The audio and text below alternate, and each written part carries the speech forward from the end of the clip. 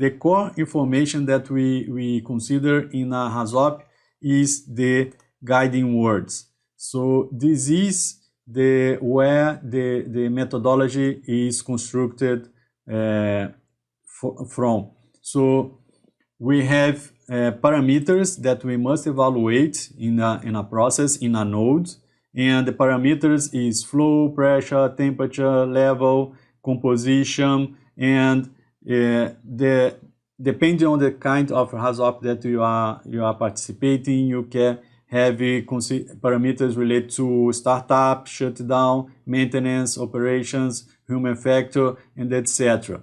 And each one, or most of these parameters, will be associated with a guiding word.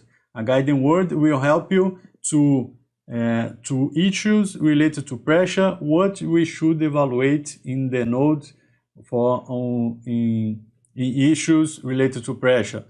So we have the high pressure, we have low pressure. In this case, we have without pressure or vacuum, and we can evaluating depending on the parameter reverse and reverse flow, for instance, wrong directed, or it's flow. We use that very often, and others that can appear in the Hazop meeting.